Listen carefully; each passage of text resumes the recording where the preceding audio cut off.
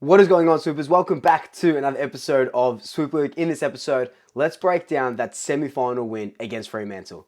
Let's get into it. So, on Saturday night, the boys took on Fremantle in a semi-final. We had just lost our game against Geelong the week before in the qualifying final, and it was, it was heartbreaking that loss. But the thing is that we played so well in that loss, and yes, Collingwood got out Collingwooded in the last couple of minutes, but it just gave me confidence going into this Fremantle game. And as soon as that ball was bounced, the pressure that we saw from that Geelong game was not only taken into this game against Fremantle, but it was doubled, tripled, quadrupled, and that fast, frantic football, play on at all costs game that we have been playing all season, just like every little bit of it was just amplified in this game against Fremantle. And, it was shown with 4-0 in that first quarter. And yes, we had patches of, I think we kicked 8 or 9 points in a row. 12 of our 13 shots at goal resulted in 12 behinds and 1 goal. So that second and third quarter were pretty not goal friendly for us, but everything else, the tackling, the clearances, the high pressure, getting it off half back, and playing on. Darcy Moore was incredible. Jeremy Howe with the intercept marking. The boys just didn't stop working, and that's exactly what you want to see going into finals and going into a huge prelim game against the Sydney Swans. It's funny that, well, it's not funny, but it's funny that we've saved our best 2 games of the season for the Geelong game and the Fremantle game. That's only going to get better from there. Craig McRae says we're only going to get better, and there's still no ceiling on what we can achieve. We want to win the premiership. We are 1 game or 1 win away from a grand final appearance. Crazy. We'll talk about that a little bit more later, but that is absolutely nuts. Everyone, like I said before, stood up. It was Jordan De Goey backing his, one of his best games for the last 2 years against Geelong, backing that up on Saturday night and playing another great game. Who is leading the Gary Ayres leadership medal board now for best players in the final series? It was Jack Crisp. I think he got over 600 meters gained or something. That 80-meter run through the center. Yes, it didn't result in a goal, but that run through the center, that dash.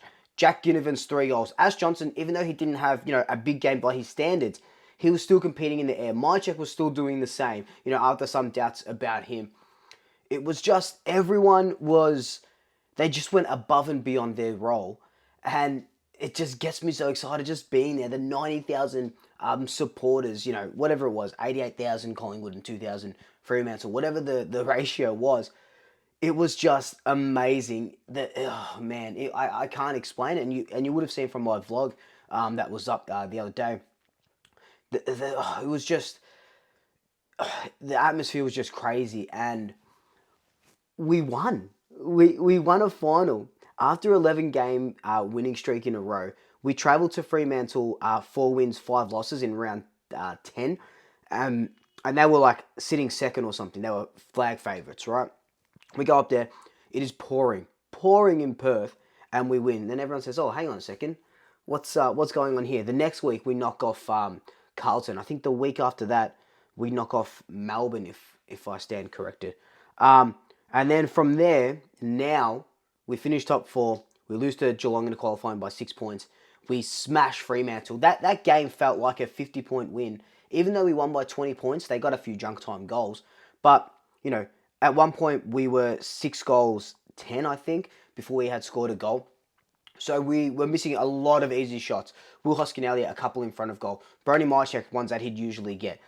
Even Ash Johnson, one that he would have gotten as well. So we were missing a lot.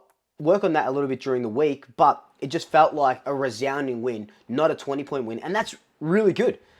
That's good because you know that we can just get better, and that has been the theme of the season. Keep getting better. Keep putting your head down. Keep working on it, because we are going to go places. And look where we are. We're at a prelim final. And you just have to give credit to Fremantle. Yes, we were 4 goals up to 0 in that first quarter, but from what they had done to the Western Bulldogs the week before, you kind of go, hang on a second.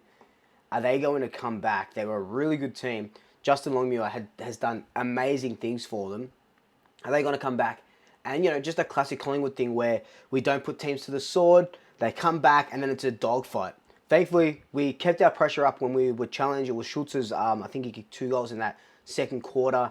But when we were challenged, we came out, we fought. I don't remember if we let them kick consecutive goals. Maybe in the last quarter when they were kicking those junk time goals. But we have a habit of letting teams kick 1 when we're up, then kick 2, then kick 3, sometimes kick 4, before we kind of respond and say, hang on a second, we need to kick a couple of goals. So we didn't let that happen against a really good Fremantle side. David Mundy was playing in his, possibly his last game. Eventually it was his last game. So, credits to him. Fantastic player since his debut. But it was we just didn't let them get a sniff of it. And that's something that we learned from the Geelong game. We learned it from the Carlton game. We let Carlton kick like 8 goals or something in a row, something ridiculous. But especially that Geelong game when we were up, then they kicked 3 or 4 goals in a row. That's what I love to see. Sure, we weren't putting them to the sword, but we improved our defense, we improved our pressure, and that's all you can really ask for. Thankfully, there was no injuries to come out of this game. Braden Maynard, I think did a little tweak to his groin in the first quarter, because if you watch the replay, he kind of holds it a little bit, but I don't think there's anything to worry about. He played on the rest of the game. There wasn't an injury report about him or anything. Darcy Moore fought a flu for the whole week. He was in bed. The doctor called Craig in the morning. He could possibly have not have played in that game. He comes up, he has a bunch of intercept marks, and he is our leading man off halfback. If he's not spoiling the ball 30 metres into the stands, he's taking a mark. If he's not taking an intercept mark, he's getting the crumb and he is running. He is setting up the ball. He's giving it to Crispy, who's running. He's giving it to Howe. He's giving it to Pendles. He's giving it to Nick Dacos. This back six is just absolutely incredible, and that game it just showed how good we really can be. Now, I won't get too swept up in the emotion of a prelim right now, because we'll leave that for my prelim preview. But from 17th to top 4 to a semi-final win, so we got a finals win, tick that off, to a prelim. 1 game out of a grand final. It's nuts. It's absolutely crazy. That's from 17th, 12 months ago to no one would have guessed we got this far. We would even get here. Let top 8, let alone top 4. We are 1 win away from a grand final, and yes, we go up against the formidable Sydney Swans. But the belief that this team has. God, just to get a win over Fremantle after what they did to the Western Bulldogs last week, we are in for a cracking game on Saturday afternoon. But let me know your thoughts about the Collingwood Fremantle game. Who was your best on? Where can we improve? Do you bring any players in for next week? All your thoughts, love to hear them. As always, leave them in the comment section down below. But until then, like, comment, subscribe, tell your family, tell your friends, tell your pets, and until next time, double shackers. I'll sweep you later.